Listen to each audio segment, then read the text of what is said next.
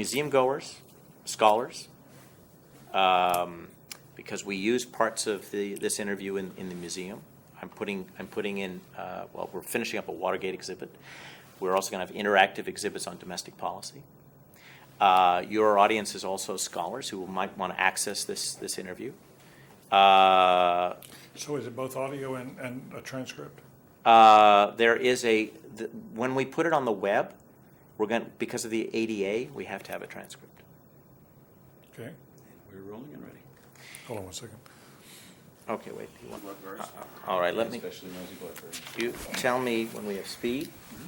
Thanks. And we are at speed. Hi, I'm Tim Naftali. I'm director of the Richard Nixon Presidential Library and Museum in Yorba Linda, California. I am in Cambridge, Massachusetts. I have the honor and privilege to be interviewing David Gergen for the Richard Nixon Oral History Program. David Gergen, thank you very much for joining us. Thank you. It's a privilege to be here. As I told you, I'm not going to go in chronological order, and I want to start by asking you about the relationship, if you can call it that developed between former President Nixon and Bill Clinton. It was an odd relationship between Bill Clinton and President Nixon. One that would have, I think, you never could have predicted. You have to remember that Hillary Clinton, after all, was on the staff of that helped to impeach him and put him on trial. And Bill Clinton was no great lover of Richard Nixon. But Bill Clinton came to have great respect for Richard Nixon's insights. I remember he told me once that he had received a private letter from Richard Nixon about the Soviet Union, and he said it was the single most insightful and helpful paper that he had received up until that time on the subject. I had an unusual experience working for President Clinton in that I'd worked for President Nixon and had kept up with him off and on in the years intervening. And shortly after I got to the Clinton White House, I had a call from President Nixon who said, I'm going to be in Washington in a couple of weeks. Would you come have breakfast with me? And I said, sure, I'd be honored to come. And I asked him if I could bring somebody from the White House, and I told him I'd like to bring the Chief of Staff, which he agreed to. And Mac McClarty, who was then the Chief of Staff for Bill Clinton, happily agreed to go. And we went over to the Washington Circle Hotel, which is on DuPont Circle. And I remember arriving there in the morning. It was just the three of us, but the young woman who was there with him was then his research assistant. He went on to write books about him, who's become now a television and radio personality, was there, and Monica Crowley, and I can't remember whether Manoa was here, and I can't remember who else. In any event, while we were talking and we're having one of these fascinating meals, the President Nixon looked at me and said, I'd like you to take a message to President Clinton. And I realized suddenly that we weren't there because he appreciated or admired what I had to say. He wanted me to be a messenger. I figured, well, once a staff person, always a staff person. Sure, what is it? and he said, I want you to talk to him about Nafta, which was something that was the president treaty with Mexico and Canada, of course, on trade that President Bush's administration, H.W. Bush, had negotiated, but was then sort of dormant in the early months of the early months of the Clinton administration. He said, I want you to take a message to President Clinton about Nafta. He said he should embrace Nafta. He should come out very strongly for it. I know he doesn't have the votes, but tell him that there are things worse than losing, and it's really important that he stand up for this. And then he added, if he wants to understand why it's so important to embrace Nafta, tell him to read up on the repeal of the Corn Laws in Britain. And I thought to myself, only Nixon, of all the presidents I've known, would reach back into history in that way and find this illuminating example that really was quite telling. And because I went back and double-checked myself to make sure I knew what the heck I was talking about. And of course, the repeal of the Corn Laws in mid-19th century in Britain, against the protests of many farmers and others. It was a move away from protectionism toward free trade, and it's often regarded as one of those turning points that unleashed the British economy. And even though there were people who got hurt in the interim because they were no longer protected, it actually did a great deal for the country over time. And it was one of the sort of free trade was one of the things that made Great Britain a great nation. And it was a very apt comparison. And I was reminded that Richard Nixon had a great love of history and love of biography. And I think that informed much of what he did. And it made him a wiser leader in many ways. If you've ever been out to Independence, Missouri, to go to the Truman Library, Harry Truman was the only president in the 20th century who never went to college. But you'll find a talk out there he gave to high school students that I thought was so applicable to Nixon. And Truman said, not every reader is a leader, but every leader is a reader. And Richard Nixon was a reader. It made a great deal of difference to his presidency. He was clearly a flawed leader, and deeply flawed. But he did have a bright side, and he had a very dark side. And we learned the consequences of the dark side. Sometimes we need to remember the bright side. I would go back to that conversation and that Washington hotel with him, in which he also talked about Hillary Clinton. He thought, I think she may be too tough for the public. I think if she gives her too much responsibility, it may not sit well with the public, which was also a foretaste of what was to come. I found Richard Nixon toward the end of his life to be a person who was always perceptive. Once you came to accept who he was as a human being and his human flaws, and came to then appreciate that there were other sides to him, there was much about him that was also admirable. And I found his assessments were really quite apt. I might add in that regard just one other story, because you should know about my evolution with him. I was one of those who stayed till the end in August of '74 and felt very betrayed at the time and quite angry. And then over time, sort of the wounds healed, and I tried to see Nixon whole, as he is, the more complete Nixon, and come to grips with that. And as years passed, I went out to see him in 1970, late 75, early 76. I went out with Bill Simon, his the former Treasury Secretary, Nixon had recruited Bill Simon. Bill Simon was one of my bosses and one of my mentors. We had a very, very good dinner with President Nixon, and he made his famous drinks, and made drinks for us. Martinis. Martinis, the Nixon martini. You slurred a few words after the martini, but it always helped to get the evening off to a good start. At any event, he and I I don't want to pretend to be close to Richard Nixon, but there were times after that when we talked to each other periodically, and I saw him in New Jersey again, and but he would call me sometimes during the election seasons and he said, let's talk about states. Let's go over the Electoral College. And he said, well, how do you think Ohio is? And we'd say, here's where I've got this scored.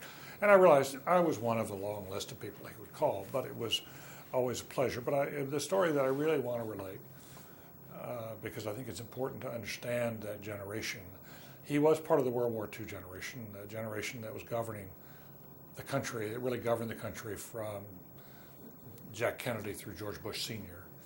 They were all people who were young when the war came, and were very much seared and tempered by war, and they came of age during World War II. And I think they returned to the United States. We have 7 presidents in a row from Kennedy through Bush Sr. who served in a military uniform. All 7 served in a military uniform. 6 of them in the war itself. Only one, Jimmy Carter, was in the Naval Academy. He was too young and he was still in the Naval Academy when the war ended. And he then served as a submariner.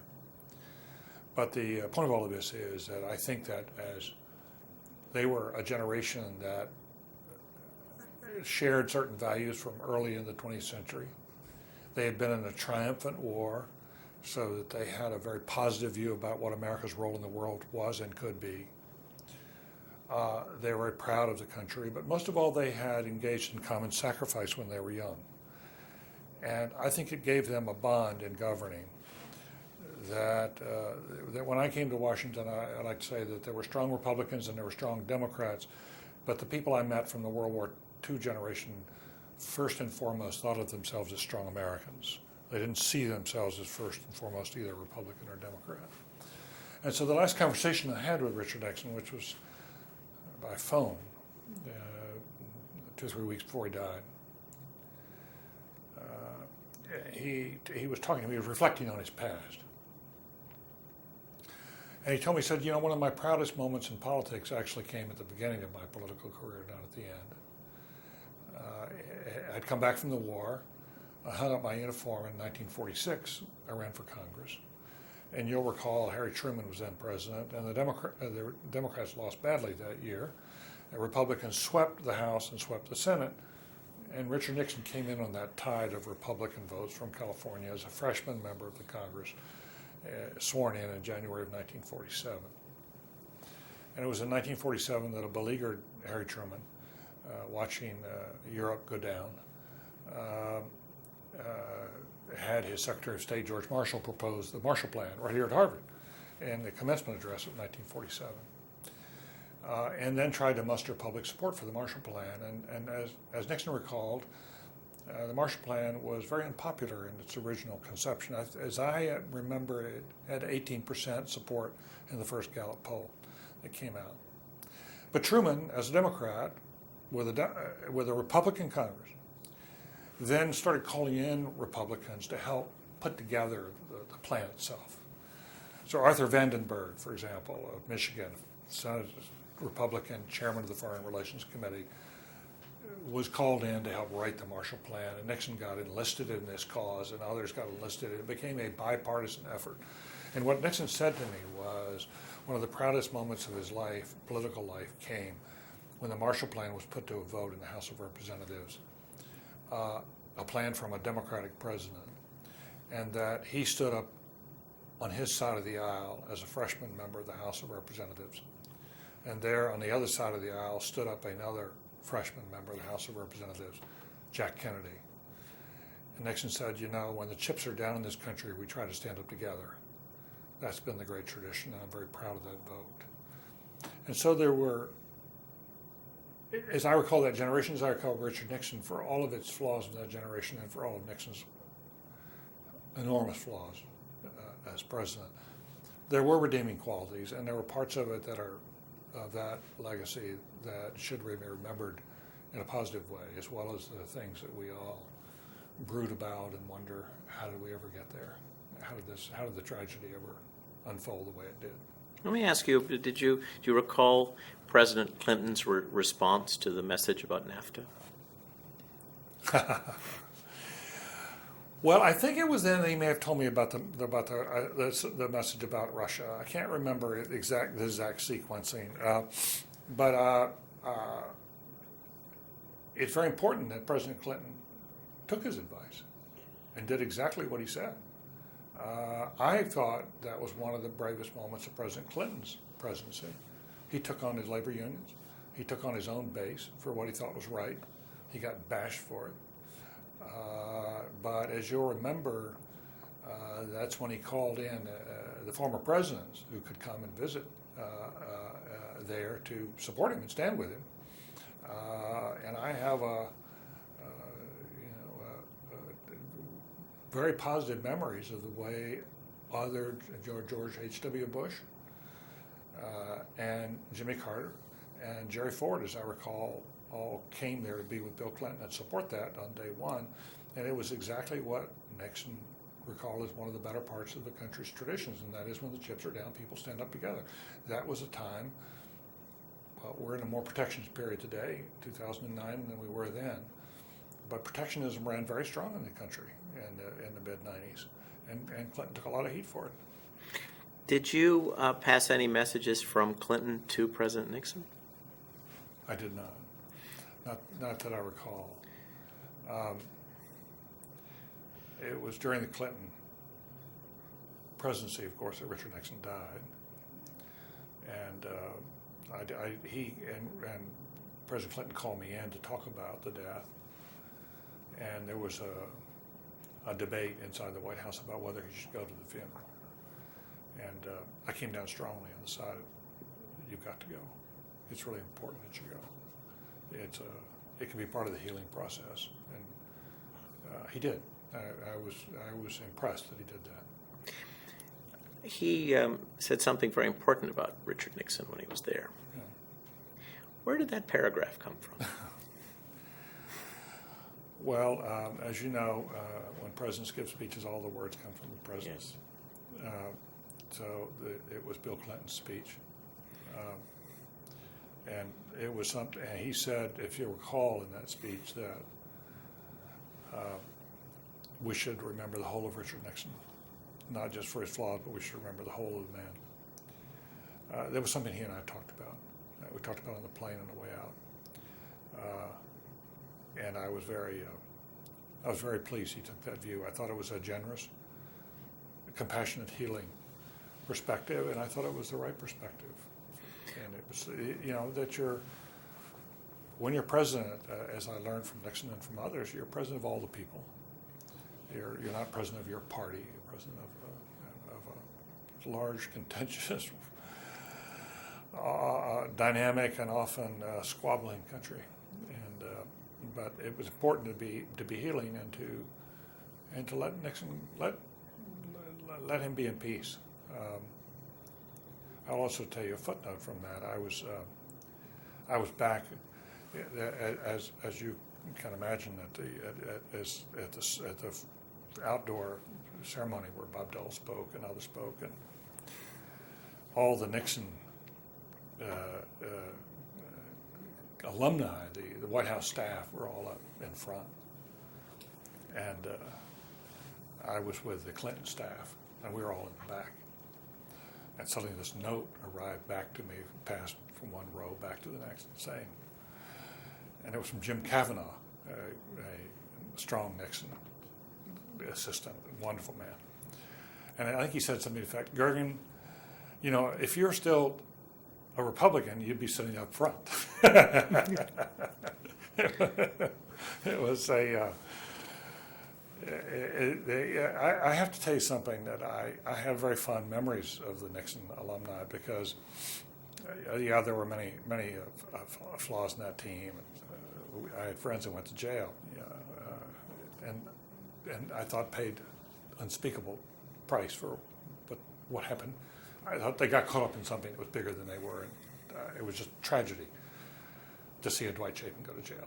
Dwight Chapin was one of the most creative people of his generation politically, and I remain, I put Dwight Chapin and Mike Deaver in sort of the same, both very gifted, imaginative, and loyal to their presidents, but because of what we went through as young men and women in those years, it was sort of like going through the Marine Corps together. You come out. We really got roughed up, and you're in the same foxhole with a lot of guys, and a lot of stuff coming in on you all the time. And when you do that, when you have that kind of experience, you come out feeling very strongly about the individuals you went through with, and very positively. I'm very bonded, and so I, to this day, for all the turmoil, for all the prices we paid as a country, and as most of us felt we were finished when Nixon went down. We thought there's no place. If you were on the Nixon White House staff, you felt like you had just finished playing for the Chicago Black Sox. Your days were over. There's no comeback. As it turns out, America is a very forgiving society, and a lot of people went on to illustrious and very strong careers of public service as well as private success. But to this day, a lot of us, I think, have a strong loyalty to each other as human beings for what we came through. And I still have a lot of affection for the people I worked with. Please tell us a bit about Ray Price. From reading your book, it seems he was a very important influence on you in this period. Well, I've been blessed in life, and not only working for presidents, but in having some extremely good mentors. And Ray was right at the top among the mentors I've had in life.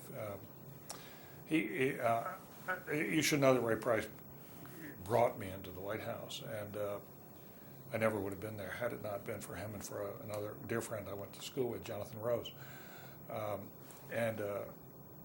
I was, to cut a long story short, I'd come back to, I'd gone to law school, and then after college, and then after law school went in the Navy, and my last year of naval service was in Washington, and I did a little work with the White House. But when I was mustering out of the Navy, thought I was going back to North Carolina, and was in conversations there, in fact, at the University of North Carolina, to stay there. But in the meantime, I had John Rose, who worked in that White House, had been my law school roommate, called me and said, "There's an opening here at the White House with Ray Price. Do you know Ray Price?" I said, "I have no idea who he is." He said, "Well, Ray has just become head of the speechwriting team. And it's a speechwriting and research team. It's about 50 people. And he needs an administrative assistant. Why don't you come in and interview for the job?" And I said, "Jonathan, this is 1971. I'm just coming out of the Navy. I am available. I'm very fascinated by it. But as you know, I voted for Hubert Humphrey in 1968. And I can't imagine that they're going to be interested." And he said, "Come on over to have an interview." So I did, and Ray was in one of these great big cavernous offices in the old executive office building, the corner office, southwest corner, down catty corner from the Corcoran Art Gallery. And we sat down and talked, and it turned out he had gone to Yale 10 years earlier than I had, been very involved in the political union, I think with the Conservative Party, had known Bill Buckley, had gone on from there to become editorial page editor for the New York Herald Tribune, Jock Whitney's paper, and had written the 1964 editorial endorsing Lyndon Johnson over Barry Goldwater, but had also become very close to Richard Nixon and was hired by Richard Nixon to come in as one of his three key speechwriters. It was Ray Price, Pat Buchanan, and Bill Safire. And then Jim Keogh from Time Magazine was their boss. He was the head of the speechwriting team, but Ray was one of the three principal speechwriters, and a very gifted writer. Really a lovely lilt to his writing. And then Jim Keogh moved out or retired from government, and Ray moved up to the number one job, and then he was looking for an administrative assistant. So I wanted to have this interview with him, sat down, we talked. And because we'd both gone to Yale, we sort of struck up this conversation, and we went on for a while, and we had a very, very engaged conversation. And he said, "I'm really interested in you. Possibly, I've got some other candidates." And one of them was married to Richard Nixon's daughter, Tricia Nixon Cox, or was engaged. I don't know what the relationship was. Eddie Cox at that time was a candidate for that job. So I said, "I have zero chance, but it's a great chance to talk to Ray Price, a great chance to go in the White House. This is a lark. I'm having great fun." And but I told him, I said, you ought to know that I voted for Humphrey. I'm actually a great admirer of Richard Nixon's foreign policy, but I am more liberal than his domestic policy. And but I'm interested in talking to you, but I know you're going to hire somebody else. So we had this conversation. And then I went and I was in North Carolina and was right on the verge of accepting a job there. And the phone rang and they fished me out. It's the White House calling. It was Ray Price on the line. He said, "Oh, I've interviewed everybody, and I'd like you to come to work for me." And I said, "I can't believe this." And so I said, "Ray, I wanted to sort of remind you," and so forth. And he said, "That's fine." He said, "Look, why don't we do this? Why don't you come in for a year? It's 1971. You'll be here for a year. We won't have an election campaign. I'll try you out. You try me out. We'll see how it fits. But I think we need diversity around here. And I like the fact that you have views that are not consistent with everybody else. We've got Pat Buchanan, who's as far over to the right as you are to the left. It's a good fit. And well, let's try it. And let me run interference on the fact that you're not a big Nixon loyalist and didn't work in the campaign, et cetera, et cetera." I said, "Okay, for a year, what the hell?" It sounded like great fun, very interesting. Now, what Ray did not know was I'm probably the world's worst administrator. I have, as my team will tell you, you cannot give me any piece of paper without having a duplicate because you will lose it. We will lose it within about 15 minutes. And my office was like the worst pig pen you ever saw. It was right next to Ray's. And Richard Nixon came by there one day at lunch. I wasn't there, but I just was heard from people. And the door was open. He looked inside, and he just shook his head. And he said, I can't believe this guy's working for me, because he was a well-organized person. But in any event, How did you escape the wrath of Bob Haldeman? I never knew. I think I flew under the radar screen. I don't think Haldeman had a clue that I was over there for a long time. Because if he had seen your office, Well, it was just, listen, if he'd seen my political pedigree, seen my office, and seen what a geek I was, he probably would have said, forget it, we're not bringing this guy in here. But Ray was a extraordinarily good writer, and he was a wonderful mentor for me, and we spent a lot of time together. We had evenings I recall most vividly. At that time, Barack Obama actually does this regularly now, but at that time, Richard Nixon on Saturdays liked to have a packet of the most interesting letters from the week, 20 or 25 or 30, I've forgotten what it was, because he could get a sense of what the public mood was. And the tenor of the letters is actually interesting. And in our 50 people on this staff that Ray ran, we had the correspondence unit. So all the letters came through, and we had a woman named Eliska Hasek who wrote for special letters. But it was so they would send up a bundle of letters, like 200 or something, like 300 if they thought most interesting. It was my responsibility to then sift them down to 50 candidates or whatever. And then Ray and I on Friday nights would go through these letters and put them in for the president the next morning. And as a result, just for one reason or another, we tended to stay late on Friday nights. And we'd sit there talking till 11, 12 o'clock at night. And he just taught me a lot about where I was, what we were doing. And Ray made the argument to me, he said, look, and he introduced me to this idea that Richard Nixon has a very bright, luminous side. And Richard Nixon also has this troubled side, this darker side. It's very Jungian, Carl Jung kind of concept of a bright side and a dark side. And he said, there are people in the White House who like to exploit that dark side. And they will draw out the worst of him in part because it will advance their careers. They will draw closer to him, but it's also very dangerous.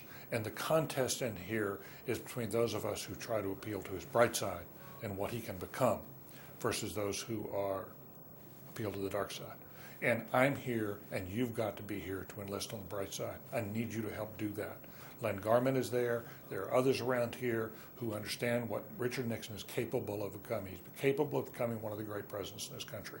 But there is this other dark side that if it takes control, we're going to be in great danger as a White House, and won't be good for the country. And Ray understood something that I did not understand in the beginning, but he got the tensions, and he got the tensions within Nixon and within the staff, and it was very tempting, by the way, if you were young, to join up on the dark side. Now, historically, people have always identified Chuck Colson with that dark side and said, well, he was the guy who exploited. Now, I happened to go to meetings with Chuck Colson for a long time, something called the Attack Team. At 9:15 we met every morning in 1972 for the campaign, and I never saw that in Colson. I went to the Attack Team meetings every morning. Ken Kachigian was there, a whole bunch of people there, and Pat Buchanan was there, and there was nothing, we never did discuss anything illegal. I mean, we discussed once calling fire engines and having me go out to a Sarge Shriver picnic or something, some Democratic get-together out of his house. It just was sort of fun and games kind of stuff. But there was nothing, there were none of the dirty tricks that were associated with the 72 campaign came through that at all. That was all sort of hidden away. It was compartmentalized. And there was a lot within that White House which was compartmentalized. You didn't see it in the beginning. You didn't realize what structures were there. There were circles within circles. It was a very complex Byzantine place, as I later learned. But Ray understood that, and he began introducing me to some of that. And he began introducing me to the, I think that not just the spiritual side of Richard Nixon, but sort of his idealism and what he helped me understand that Nixon was there's something cruel that happened to him somewhere along the way.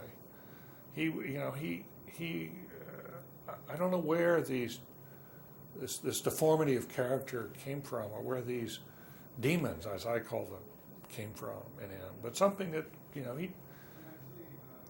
one never knows. I mean, Bryce Harlow was another friend there, used to say to me sometimes, he said publicly, something terrible happened to Richard Nixon when he was young, and we'll never know quite what it was. But Nixon, Ray understood that about Nixon, tried to help me understand it, and tried to enlist me in trying to build up the positive side. And Ray was a positive influence in the White House. He was very close to Nixon. And he always looked out for me, and I've revered that friendship and that relationship for a long time. I've always looked up to Ray Price. I last time I saw him was here at the Kennedy Library here in Boston, and he came up for a conversation about speech writing, and it was just really good to see him. Ray Price also was.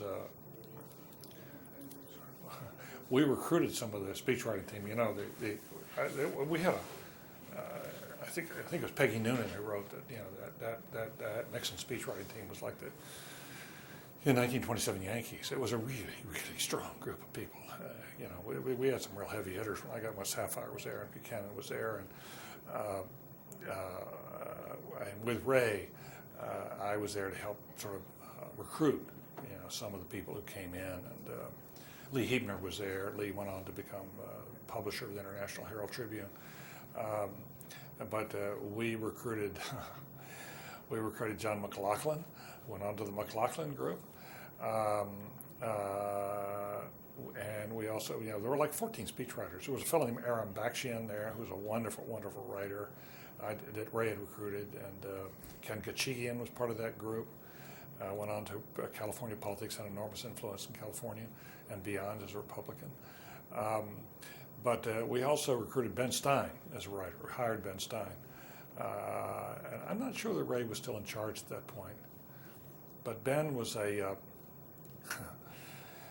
Ben eventually worked with me, and he had two requirements when he came to the White House. Ben was Herb Stein's son.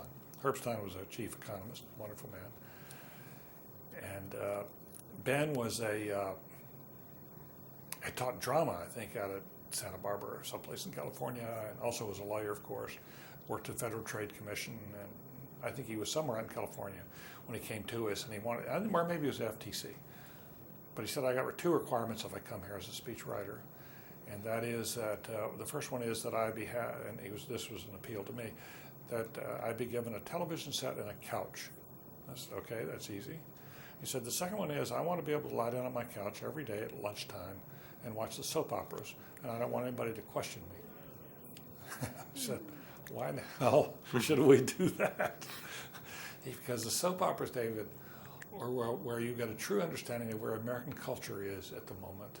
And if you understand where culture is, you can talk to people through the speeches and can relate to them. So it's really important I be able to watch the soap operas.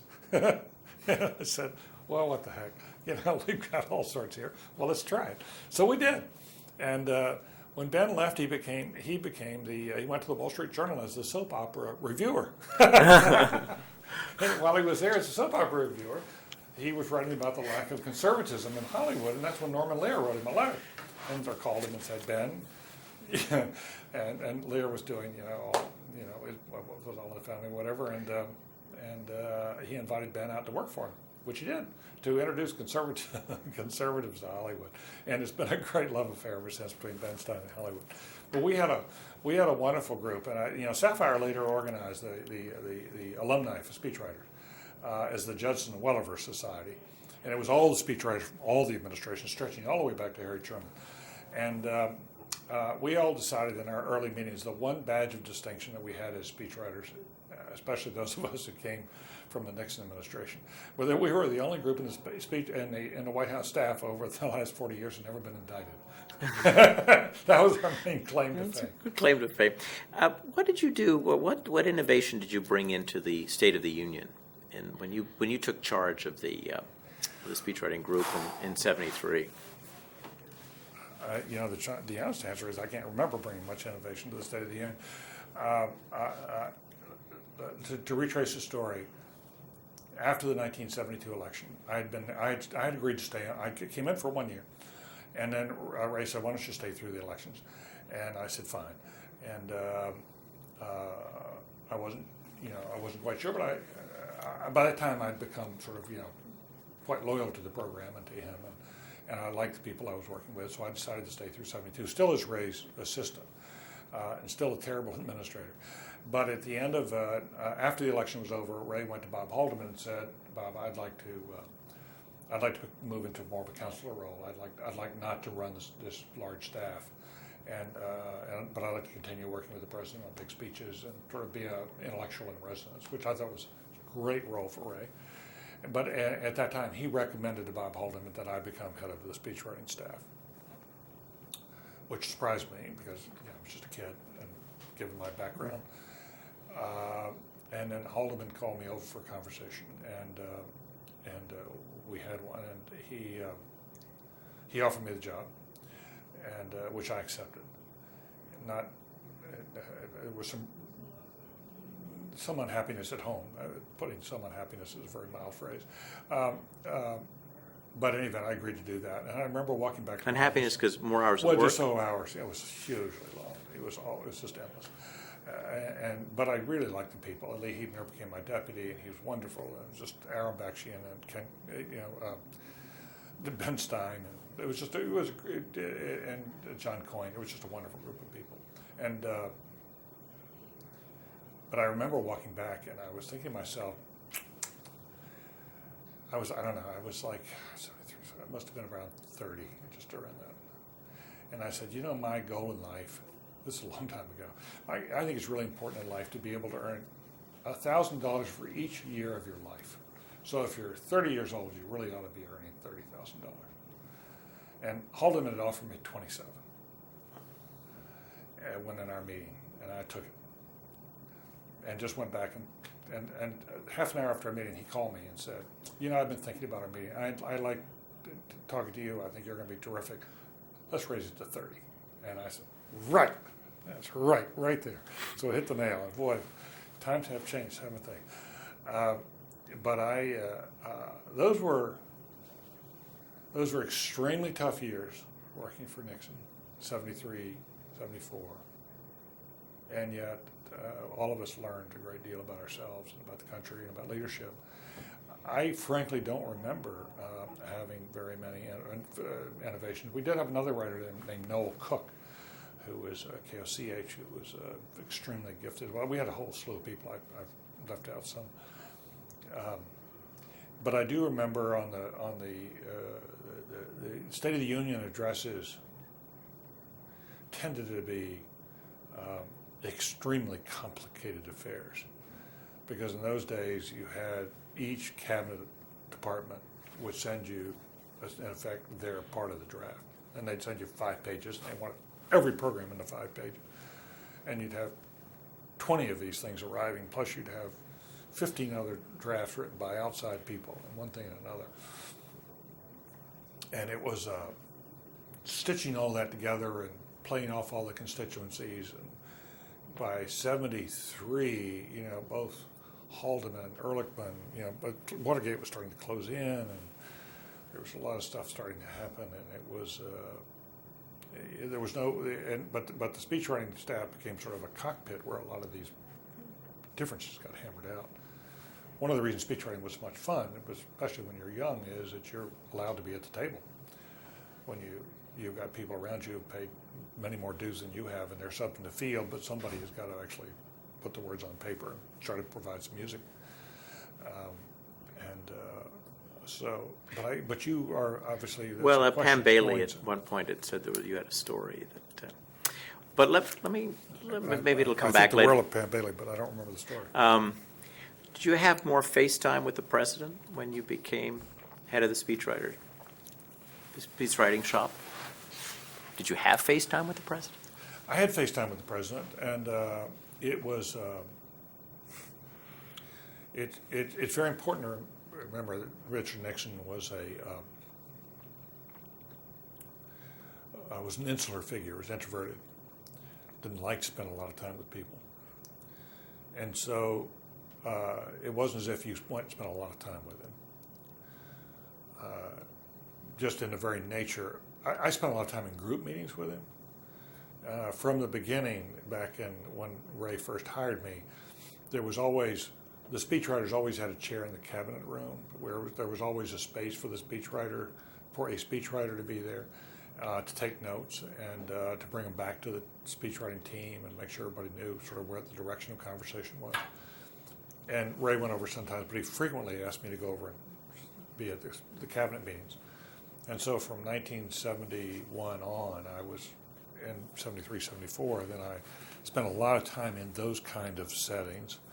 But that's not obviously what we call FaceTime and one-on-one time. So my times with him were usually when Haldeman or somebody would call and say, "I'd like to see you." And then you just go over and talk about a speech and or something he was working on, and or some instructions he wanted to give you because he didn't like something. You know, he was always, he always wanted, he was never really fully happy with staff work. He always knew ways to do it better. But he sort of took me in hand to help me learn a bit more about writing. At that time, you know, the networks were extraordinarily powerful and sound bites were extraordinarily powerful.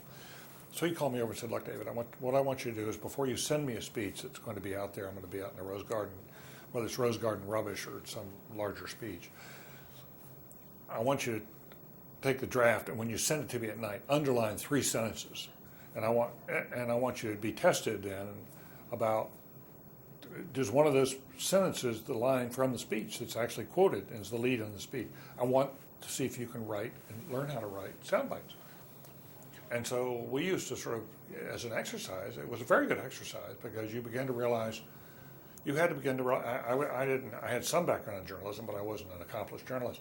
But you began to understand, how do journalists think? How do you communicate through the press to the public?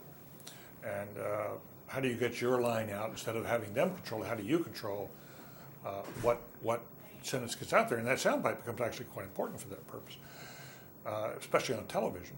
So we would spend a lot of time sort of crafting and then polishing that line to make sure it got done. And then he would come back and say, "Okay, where was it? What happened? Let's go figure that out." We had to write when he had to do something in the press room, he wanted to go out and do something in the press room, it had to be a certain number of words, usually around 100, 150 words. He wanted it to be very crisp, and you had to learn to write as if you were a television producer for that particular thing. Or in his speeches, he wanted 1,750 words. We had to count the words. And the draft would go in with that. There was a lot. He was very meticulous about it, and he would work hard and tried to teach me. Now, I can't say I spent a whole lot of time with him, but I spent enough with him to know what he wanted and what was going to work and what wasn't going to work. And what I found about him, which was quite interesting, was that when you first got to work for Richard Nixon, especially when you were a kid, I was just a kid, you know, and when you were very, very much on the outer circle. I was the most junior of junior lieutenants when I first got there. I was just an ensign in this big Navy. And you had to sort of earn your way up, and that was with trust and competence. Those two things were very important to him. And gradually, so when you first were out in the outer circle, you saw the public Nixon. And the public Nixon was very prim and proper, you know, but as gradually you got closer in, you began to see that this was something of a show. I mean, I had times when I'd be with him and he'd come out of the Oval Office and going into a cabinet meeting, and he would come out and be just looking just hugely angry or terribly slumped over, just despondent about something. He'd just be in a really bad mood, a really bad place. And just before he opened that door into the cabinet room, he'd straighten himself back up, put his head up, get a big smile on his face, and walk in the cabinet room on show. And so I've always been inside the cabinet room and see him come in the way, and I always thought, well, he's always that way. And but gradually as you got to know him better, you began to see that side. Then when I got closer in, I got to swearing. I remember to this day a time when we were working on a speech, and it was last minute, it was a radio, and Ziegler was there, and I was there, and I'd forgotten whether it was Rosemary Woods or who it was. But we were working on a speech draft, and I was running back and forth, and we had it typed up, and Nell Yates, I think, was there, used to work there, and we were running pages back and forth, and he was scribbling, And he was swearing I'd been in the Navy. I'd heard a lot of swearing. This was sort of one level beyond what I was used to. And so I said to Ziegler, I don't get this. This is not the Nixon I've ever seen. He said, I'll tell you why he's talking like this. He said, it shows he trusts you. He trusts you. He's willing to show who he is in front of you now. He didn't trust you before. And he's being more himself now. So it was another layer of inside, closer to the inner sanctum. Now, I never got to the point of being so close in like Haig or Kissinger or, say, Haldeman did. They saw, I think, the closest level in. So I never saw the drinking that you find that comes through in some of the accounts from people who were there toward the end. I knew he couldn't hold his liquor, but I never saw him. And to this day, I don't accept as real the portrayal of him that came through the Final days? The final days, but who was the guy who did the JFK movies? Who's done all these? Stone? Oliver Stone. Oliver Stone. I'm sorry, I should have remembered that. I actually know Oliver Stone. I think I've come to have a higher regard for Oliver Stone over the years, but I didn't recognize the Nixon of Oliver Stone.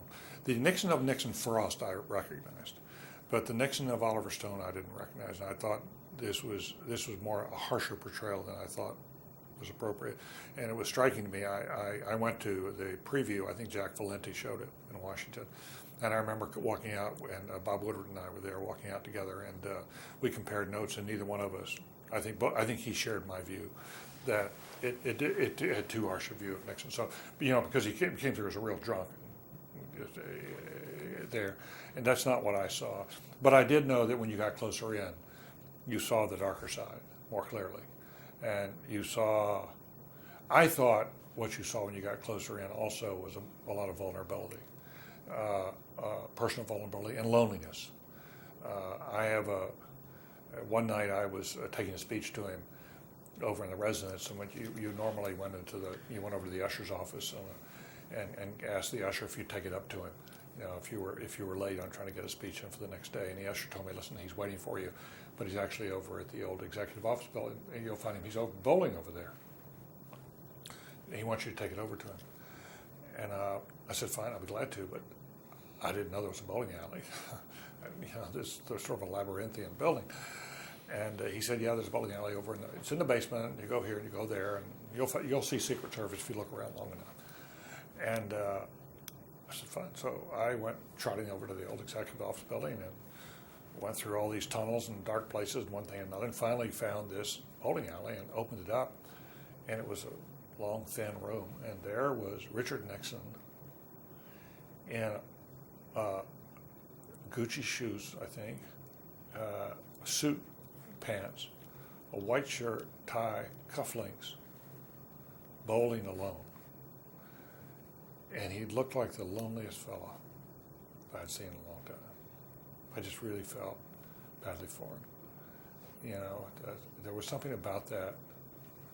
I understood why he needed a break, but gee, you just think someone would have a friend there, a child, somebody who was another human being that you could share that with, share some time. But I think ultimately he was a very lonely man. And there was a part about that you felt like you just wanted to say, it's okay. It's going to be okay. But you couldn't, your staff, you can't say that. Is it that sense of vulnerability that kept you there? Why did you stay so long?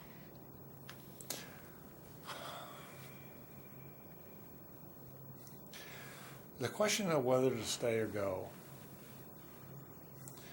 was an increasingly difficult question for several of us on the speechwriting staff, especially, but I think for others as well, especially the younger generation.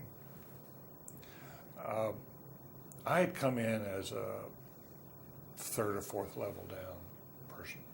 I was way down the pecking order and very young. And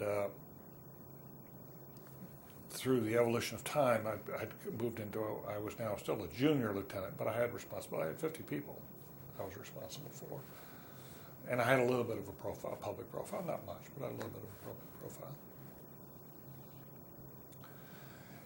And by that time, Ray Price was still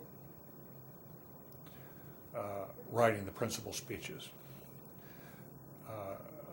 He wrote all the Watergate speeches with the president. But I was increasingly called in to help deal with some of the other charges. And there were, as you know, there were numerous charges against him. And I was called in, as I recall, first on the question of his taxes, whether he had abused the tax system in a variety of ways. And I remember I was in North Carolina, my home state, and the call came in on December 29th or 30th. I was there for Christmas, New Year's, and saying, you've got to come back to the White House. And I spent that New Year's Eve at the White House. Snow was falling. I remember this very well. We had a tax team in for a big Philadelphia law firm and some other people, and we were all working to go through his taxes, and I was in charge of the white paper that was going to come out to write this white paper. And you know, the honest answer is we spent a lot of time on that issue, and a lot of the charges turned out to be wild. They were not accurate. Now, some were closer to the mark, and there were some things he'd done that had been close to the line, but there was nothing egregiously illegal. And so I came out of that feeling like, well, if he's not guilty on this, why is he guilty on the central charge of Watergate? This was more a peripheral charge. And then we went through another thing, the milk scandal, and I went through all of that. And part of the tax thing, I went through all the improvements at San Clemente. He'd been accused of taking a lot of taxpayer money on San Clemente, and we went through a whole lot of stuff on that. We put out a series of white papers. And the truth was the charges were quite exaggerated. And so I came out with some sense of that. B, Haldeman and Ehrlichman and other people kept on telling us he's innocent. I've written, I believe, that the cover-up worked better inside the White House than it worked outside. Especially when you're young, you have a desire, if you're working for a boss, but especially when he's president, you want him to be innocent. If you invest your hopes and dreams in somebody, you really want them to be, above things. And I had come to believe that he was probably innocent. I was less cynical. I probably should have been a lot more cynical, but I would like to have been believed he was innocent. I didn't know anybody. I never knew anybody who'd gone to jail. None of my friends had ever gone to jail. I didn't come from that kind of environment, so I tended to be one of the ones who believed longer than I should have. Now, I must say that at the same time, and I've got to be mindful of the time here, what's happening with Baruch and the time here? Baruch just ran down the hallway doing something. Okay. Okay. Let me just. Let's stop for a minute. You want? We'll post it. You're on a wireless. Tone. How many seconds would you like of tone? 10 at least.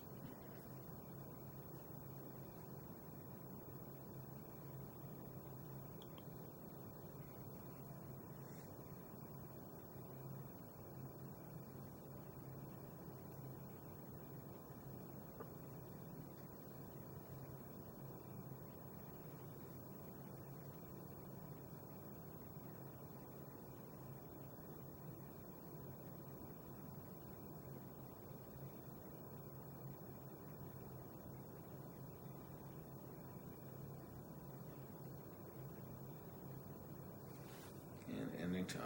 Possible? There's another door open, but they may come. A couple of them may come in. They can come in quietly. Thanks.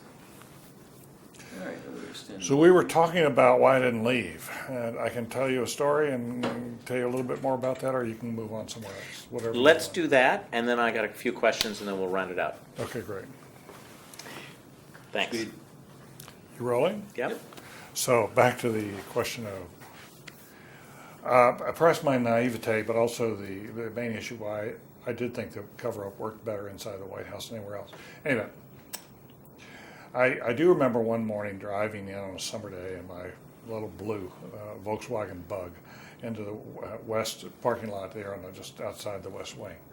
And as I came through the gates, I just noticed people were scurrying around in one direction or another, just an unusual beehive of activity. I had no idea what was going on. I parked and asked Steve Bull, hey, what's happening here? He said, just watch, just wait. You don't know? And I said, no. And he said, just watch. Okay. So I went into my office, and about 10 o'clock, 10:30, the phone rang, and somebody said, Alex Butterfield is testifying this afternoon. Why don't you join us? We're going to have a get-together and watch it on television together. And Ken Clausen's office. I said, fine. It was all right. And so I agreed to it. Until about 2:30, I wandered over there, and I walked in, and there was an open bar. And I said to people, why is there a bar in here? What? I thought we were just going to watch Alex Butterfield and go back to our office. They said, we need to have a bar. We need to keep the drinks up. I said, okay, that's fine. And we sat down to watch.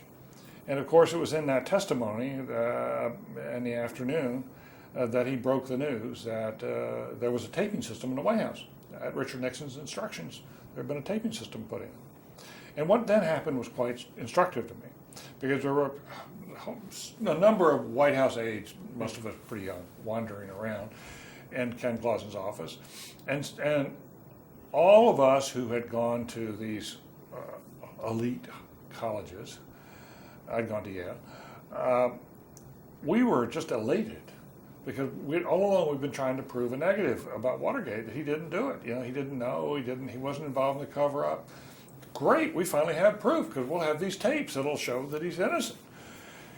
And all the kids who'd come up from, on the wrong side of the tracks, who'd come up, from blue-collar backgrounds, who'd come up with a little rougher side of life, most of them got drunk. They got totally drunk. And they said, it's over. Don't you understand, you idiot? It's over. They're going to have him. And I said, no. So I remember sort of the Harvard and Yale type, we all went back to our office saying, right, we're going to get out of this. And all the other guys went back and said, oh, God, they finally caught him. And it was a very interesting, instructive lesson for me about both about naivete and about how working around in that environment, people who were seeing the same events could see them through a very different lens. Was Pat Buchanan one of those who responded that way? I was trying to remember whether Pat had left, when he left. I didn't think Pat was there toward the bitter end. Somehow I thought he had moved on. He remained loyal to Nixon. I'm sure Pat, Pat came up from I'm a big Pat Buchanan admirer. And I've always enjoyed his company. And, because he went to Gonzaga, and he was just a good Catholic background, great family. More conservative than I am, but that's so what. But I don't know where he was on that. I do think Pat was a real skeptic about my coming in there at first, because this guy doesn't qualify, and he was probably right. But he became he became a good colleague. I enjoyed working with Pat. But I do want to say this. As this was going on, I was also in a phone contact with Bob Woodward. And in fact, John Dean later thought I was Deep Throat, which I wasn't. But Bob Woodward and I had gone to college together. We didn't know each other in college, but we got to know each other in Washington after we both got there. And he and Carl Bernstein had teamed up on the Watergate story. And he started calling me. I remember the first call I got, he was at the Washington Post, and it was like 8 or 9 o'clock at night, and I was in my office. And he said, listen, we've got this hot story, and Ziegler won't talk to us in the press office, and nobody in the White House will talk to us, and this is really important. It's a very sensitive story and nobody in the White House. We don't have the White House perspective in there, and we can't get to anybody. And I said, I don't know anything. And he said, I know that, but can you help me? Because we think it's really important for the paper that we at least have some understanding. I've got to talk to somebody who can either set us straight or at least give you a version of it. And I said, listen, Bob, let me see. So I went down and talked to Len Garment, who was still around. And Len called Ron Ziegler.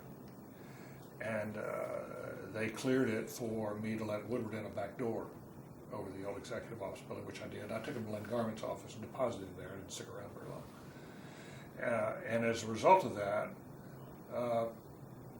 Woodward began to develop some back channels, which I facilitated, but with the permission of the president.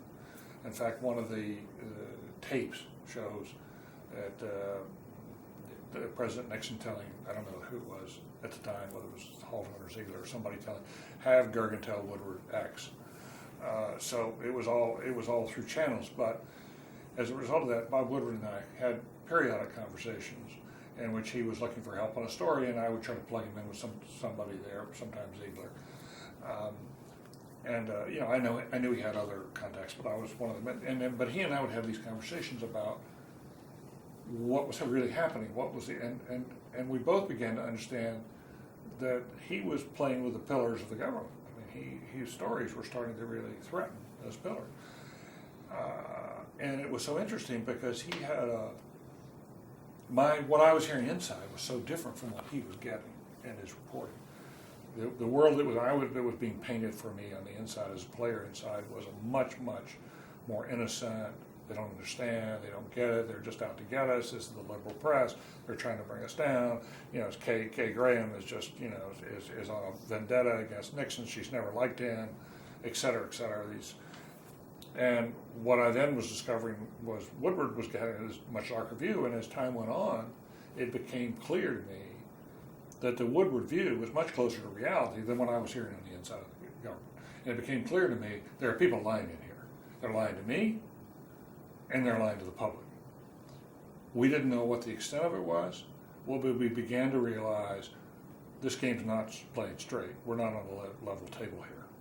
Now, around then, as it began to dawn on us, this may be a lot more rotten than we thought into the very core of it. Still didn't know whether Nixon was involved. We started having conversations, should we leave? What should we do? And I did have I had conversation with several of the speechwriters, one in particular, John Andrews, went to live in Colorado. Extremely, man of great integrity, great social conscience, and was extremely bothered. And he finally said, David, I've got to go. I just don't feel comfortable being with this. And I told him, and he said, and he came to me, and so we had a long talk about it. And I told him I didn't feel comfortable going yet, that I did feel that, I didn't think the footproof was finally in, and B, because I wasn't an important player, but I had a profile by the time I was running a unit. For me to leave would have been sent a signal I didn't believe in, and I lost faith, and I was out of there. It was one thing for John, who did not have as much of a profile to leave, but I thought it was another, and I felt I couldn't leave. And then, frankly, when Al Haig called and asked a group of us to come in toward the end I remember walking in his office, and he got a group of us around, sort of the junior lieutenants, if you would, and he said, "Gentlemen, are your sphincters tight?" And I said, "Oh God, where are we going here?" And that's when he told us about the smoking gun, the tape of June 21st. I think that was the date. And at that point, we knew it was over. And it was only a matter of time before he left. Having stayed up until that point, I felt then you couldn't leave because it was a rat leaving a sinking ship. It was like you had to stay through the end. I mean, now that we knew, we had to stay through the end. You had to go down with the ship. And as I say, I thought we were all going to be drowned in the storm that would follow. And we weren't. But I thought the only honorable thing to do was to stick it out. Now, did I stay partly because I was fascinated by the whole thing? Probably. This was one of the most important dramas of my life. And here I was in this sort of a place that I had a potential role and potentially could be helpful. And I was writing some memos, trying to get some things to go public. And of course, they went nowhere. And I felt at the end I had failed to bring good out of it. I wrestled a lot with whether I should leave or not. but I honestly felt at the end that my career's over, and so is that of a lot of my colleagues. But we did the best we could under the circumstances. Did you talk to Ray Price about these things? Some. Ray knew a lot more than I did. He had a young man working for him who's no longer alive by the name of Tex Lazar, who was a very bright fellow, went back to practice law in Texas. And Ray and I talked some, but he was very guarded. Very guarded. And I didn't know the truth until I learned from Al Haig. I was one of the people who came out of that, by the way, feeling that Al Haig had done a real service for the country. I thought he held the White House together during his time of Chief of Staff. When I went into the Reagan White House, I had a picture of Al Haig on my wall. He was Secretary of State. Of course, a lot of the Reagan people hated him. I was going to say, it didn't make you that popular. It made me very unpopular. And I also had a situation where Dwight Chapin, I'd come back in the Reagan presidency, and Dwight Chapin or somebody was in town, and I asked a group of the Nixon alumni to come to the Roosevelt Room for a get-together, just to talk, like 10 or 12, 15 of us, I can't remember. And some of the Reagan people hated me for that, because I was trying to say, we're the Chicago Black Sox, it's okay to come back. Life has gone on, a number of you have gone on to really good things. Let's come back, let's sort of have a closing of the circle. I'd like to invite you back, be my guest. I'm here working in the White House, and do that. But and I think they liked it, but I must tell you, I think some of the Reagan people hated it. There was no love lost between some of the Reagan people and some of the Nixon people. The Reagan people, when Reagan had been governor, felt the Nixon people were terribly arrogant. And it's important to remember that. They felt that they'd been treated dismissively. So there was a lot of bad blood that went way back there. I hadn't been, a party to some of that, but, life is funny like that. But I will tell you,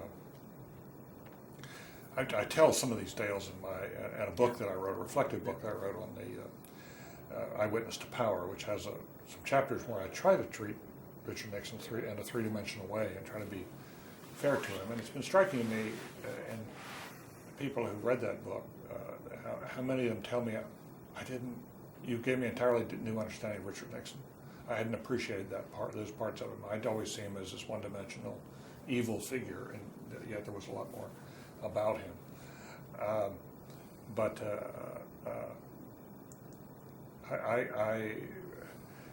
Those last few days, of course, were hell as he was leaving, and I didn't know because Ray was working close with him. The night he gave his farewell address, I did not know that that's exactly what he was going to say. I assumed we were probably very close to the end, but I didn't know if he was going to try to fight impeachment in the Senate. And so several of the speechwriters gathered in my office. By this time, I was in the southwest corner office where Ray Price had been, and so it was a big room that could accommodate a lot of people. And we watched the speech, and it was shortly after the farewell speech. Al Haig, Chief of Staff, called me. I can't remember exactly what he said, but it was in effect, David, we forgot one thing. And I said, well, what's that? And he said, we forgot a resignation letter. I said, well, that's very interesting, Al. I'll be glad to read it. I'm going to be interested in reading it. He said, no, you don't get it. He said, you need to write it. I said, Al, don't you think the president ought to write his own resignation letter? He said, look, he's in no place to do that. We need you to write the resignation letter. I said, well, Al, I don't know what to say, but first of all, to whom does the president resign? Does he send a letter to the president pro tem of the Senate, the Speaker of the House? God, where do you send the letter? And he said, I don't know, figure it out. I'll see you in the morning. Boom, phone goes down. So I go down to Fred Fielding, who is our deputy general counsel. By that time, of course, I think our general counsel, John Dean, was in the clinker by then, so he was gone. But Fred, who's a terrific guy and very, great integrity, has continued to play a very important role in public life right through the 9/11 Commission. I said, Fred, I've got to do this resignation letter. So we couldn't figure it out. So, and he said, let me work on it. So we wrote 3 letters to the President pro tem and the Speaker of the House, and I don't know who else. We had 3 different drafts, and Fred said, I'll figure it out in the morning. And I decided, this is not a time for a flowery letter. This is not exactly a time, oh, gee, I'm really sorry to be leaving, and, we've had a great time, and Tricia will be back, and Julie will be back, and sorry about the dog pooping on the rug. I just didn't think it was that kind of letter. So I wrote 1 sentence. I hereby resign, President of the United States, effective immediately. And the next morning, I think went to the President pro tem, but Fred had figured it out. And the President signed it, and it now hangs in the National Archives. So my tiny little footnote at the end of the whole thing was writing the resignation letter of one sentence. But going over to the East Room on the morning of his departure, it was so bizarre to start with, because we had the Marine band there, and they were playing very upbeat music. And You wrote that they were playing show tunes. I think they were playing show tunes. It was incongruous. It was just so, it was like, what in the hell are we doing here? This is the farewell. This is the first time in the history of the country, and hopefully the last, when a President of the United States has been forced to resign in a scandal. And then President Nixon came in with his wife Pat and the family. And of course he gave this speech that was maudlin in many ways, but it went back to his mother. And it was a speech in which he talked a great deal about Hannah Nixon, but he never talked about his wife. And it was clear that childhood relationship had been so important. But it had been that positive force in his life when he really didn't have a father and had a really terrible relationship with his father. He lost 2 brothers from tuberculosis. It again brought back that sense I had of Nixon's vulnerability as a human being. Even though he had all these great power, armament in effect, it really brought that back to me. And when he said in the end, he said, I'm not saying goodbye, I'm going to say au revoir. I'll see you again. And then we went out to watch that helicopter pull away. It was a very Shakespearean tragedy. There was a sense of this wonderfully talented, well-intentioned man who had enormous capacity, who had these sort of deep, ineradicable flaws that brought him down, and that's the stuff of tragedy. Did Bryce Harlow mention the fact that he must have had a deep wound from his childhood? Did he mention that during the administration to you? Or did he mention, or did you hear this secondhand? Bryce and I used to talk some. Bryce was always very kind to me. He was a mentor to Lamar Alexander, to me, to a number of other people. I recall that Bryce said that in one of his interviews at the University of Virginia, in one of the Miller Center oral histories. I've read it, and I've quoted him on that, but I did read it in a credible source, but I can't put my finger on it right now.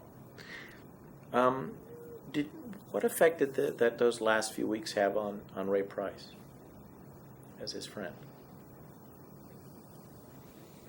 I can't say for sure. I didn't spend those last weeks with Ray, so it would be unfair of me to fully characterize it. I sense that he knew and understood from the beginning that Nixon had this dark side. And he knew and understood that if that became the upper part of it, or the dominant part of his presidency, it was going to be trouble. But I also think he believed to the end, and believes to this day, that there was much good in Nixon, and he did a lot more for the country than people are willing to acknowledge. And he also, of course, has a bitterness toward the press. Wrote a book later on about the press. Felt that the press really never fully understood how the country was torn apart by the Vietnam War, and I think shared this view with Len Garment, that there was a direct line from Vietnam to Watergate, that that a president inherited a war in a country that the war was unwinnable in a country that was in enormous tension, and that it really jeopardized the national security of the country, and the attempts to bring to split China and Russia apart. And there was a sense, that this was an administration under siege that Ray had right from the beginning, and that the people weren't being fair to Nixon and what he had really was trying to do, and that the Vietnam War and all the national security issues and eventually the sort of splits that occurred, and so that the Pentagon was spying on the White House, and essentially the White House began spying on the Pentagon, and people's phones were being tapped. That all grew out of the war. Ray, I think, felt, as I came to feel, that what started as a highly questionable, and I would still object to it, all the phone tapping, I think Bill Sapphire was right about that, but what started as a national security apparatus was taken by some people, including Nixon, over into the political realm. And that the various kind of plumbing operations really started about the war were transferred over into the politics of the 72 campaign. And that's what led to Watergate. To this day, I don't think there's hard evidence that Richard Nixon ordered Watergate, but I do believe that he was responsible for creating a culture within the White House among some people who were there. That there were some who thought that's what he would have wanted, or what he wanted. In other words, I think he has to bear responsibility for that, and I do believe that White House was as compartmentalized as he himself was.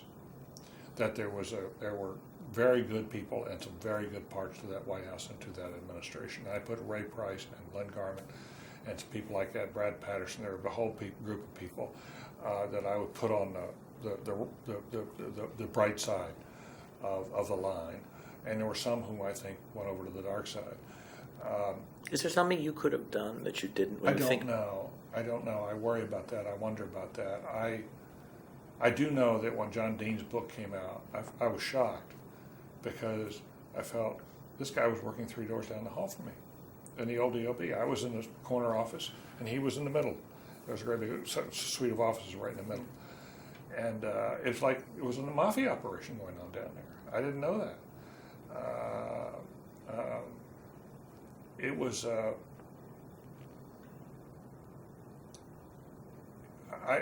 maybe I should have inquired. Maybe I should have asked harder questions than I did.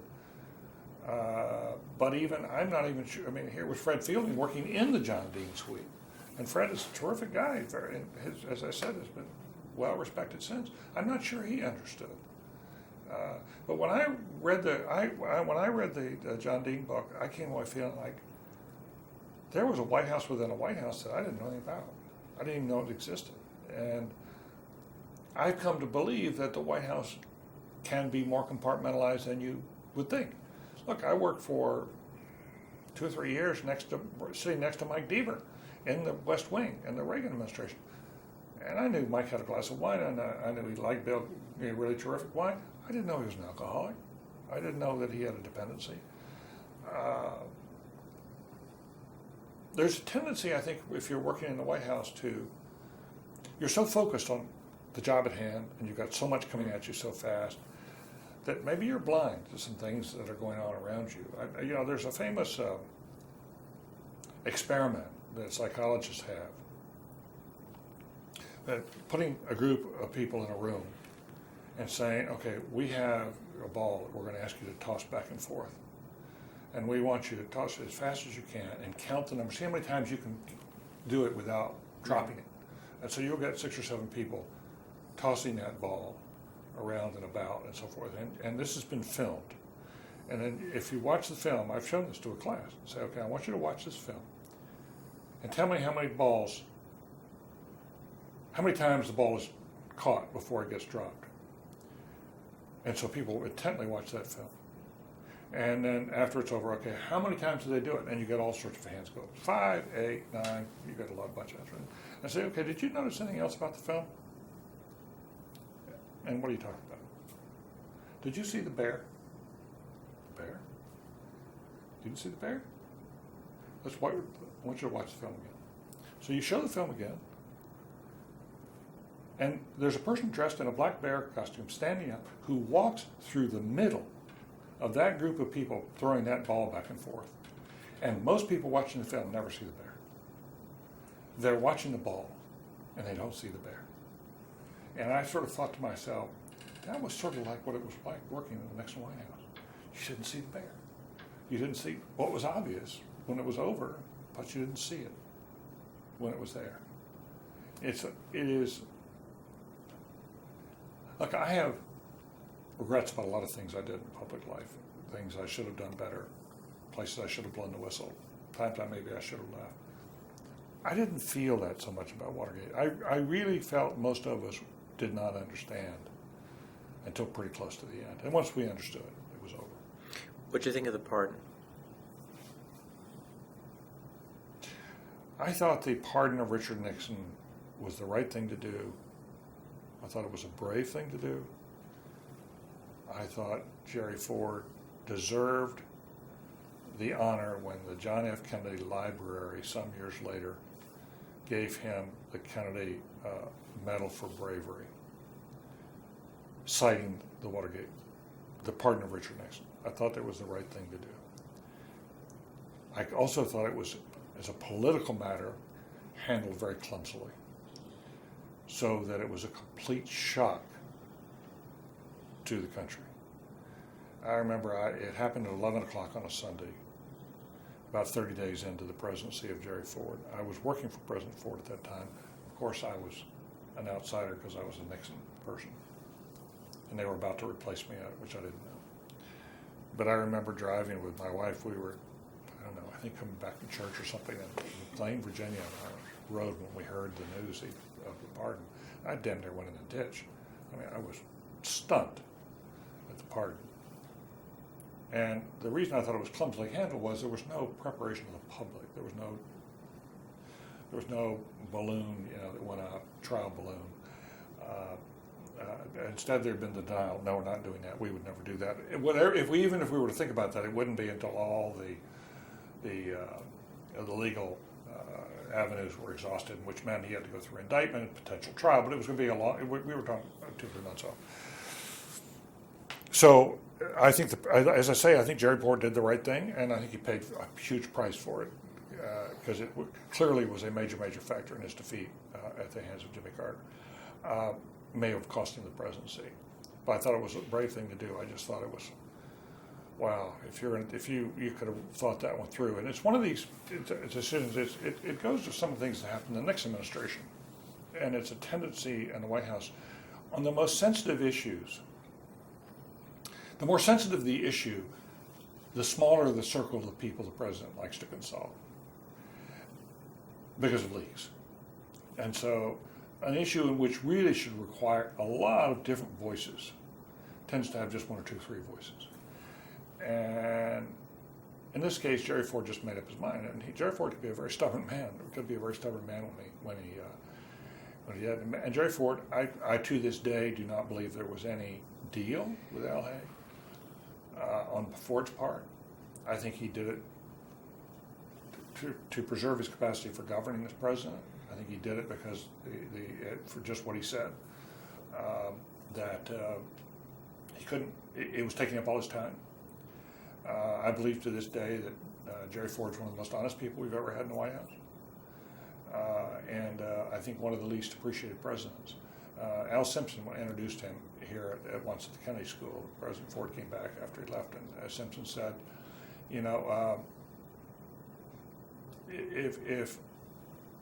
if you have integrity as president, nothing else matters. And if you don't have integrity as president, nothing else matters. And I thought that had some real application to Ford, and possibly you could argue to Nixon. So, but I'm a big Ford fan, and it was a very different environment working for Ford. This was a much more transparent. You didn't have to put your back against the wall. You didn't know where the knives were coming at you in the dark. And there was not a lot of this compartmentalization. It's not as excessive. There was some, but not as excessive as it was in the Nixon days. But I come back to this. Nixon,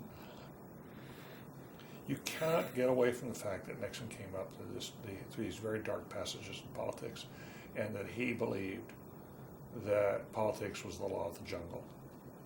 And the law of the jungle was you either eat or you're eaten, and you have to make a choice. And he felt people are either for you or they're against you. They're not neutral. Now that led to a certain paranoia, and in fact there was a lot of paranoia. And it led to a very, very dark view of human nature, and a very dark view, sort of a Hobbesian view of human nature, and a very dark view of how the game is played. He deeply believed that the Kennedys engaged in a lot of the bugging, that he'd been bugged. He deeply believed the Kennedys always got away with a lot of stuff in politics that he couldn't get away with. That he had been, in a variety of ways, always treated dismissively by the swells. Even though he got into Harvard, he still believed that he was the Orthonians, whatever they were called way back when. But by the time he got to the White House, you had this part of Richard Nixon who was Hannah's son, who was the Quaker, who wanted to bring good things, who really believed it when he went out and talked to those kids at their memorial, the Lincoln Memorial, and was deeply cared about the country, who saw Billy Graham and Billy Graham saw him as a saving figure, and he had a redemptive quality about him. And there was this dark, resentful, boiling, angry Richard Nixon too, and that made him the most fascinating man I've ever known in public life, and in many ways the most tragic. I do want to add one thing about the bright side, because I've written about it, but I believe is Richard Nixon was the best strategist I've ever met in public life, and I've known a lot.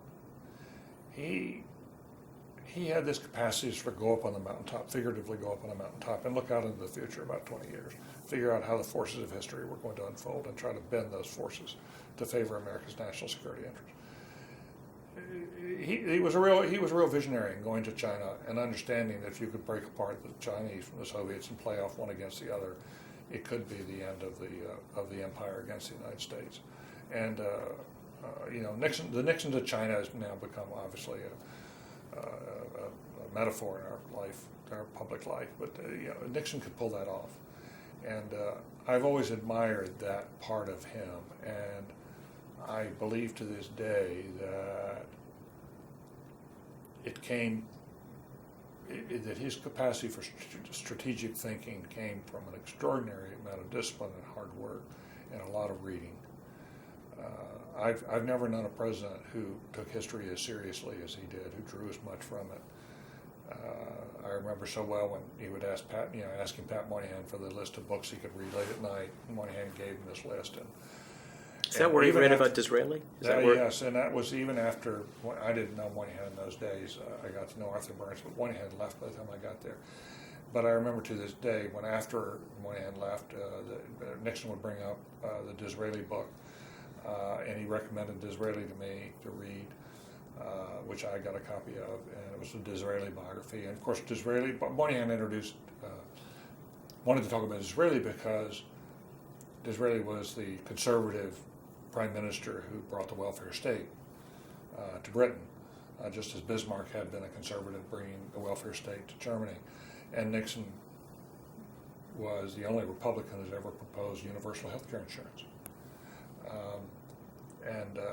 It was and that part of the domestic life would have been reading that kind of history, understanding that, the arguments he would have with Kissinger about the generals of World War I.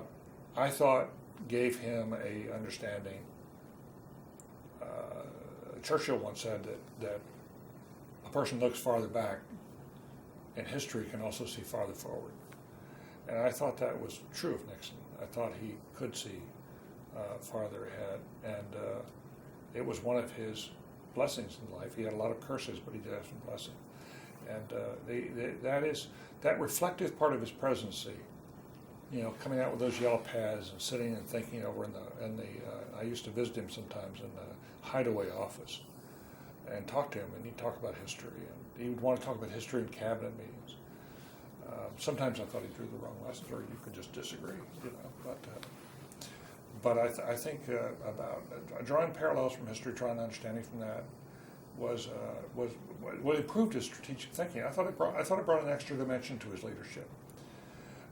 And by the way, on the Disraeli point, I had this experience. I went to the dedication of the Nixon Library, and he was there.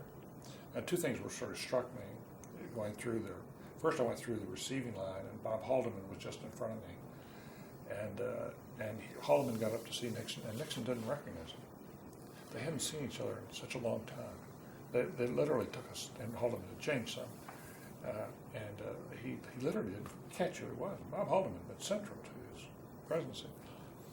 But the other thing was, when I got up, I was sort of toward the end of the line, and Nixon said, "Come on, I want to show you some of the library." So we walked around together. And what was really striking was, he said, I want you to see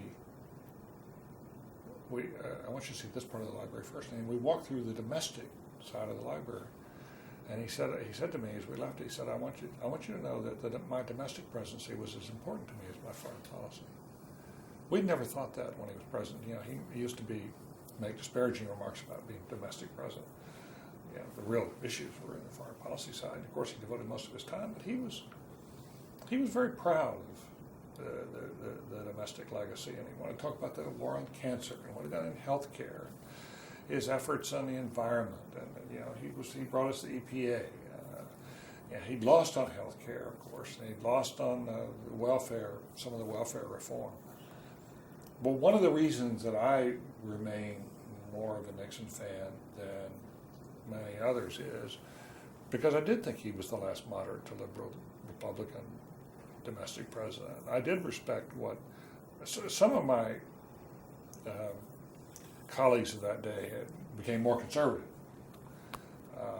after they left the White House.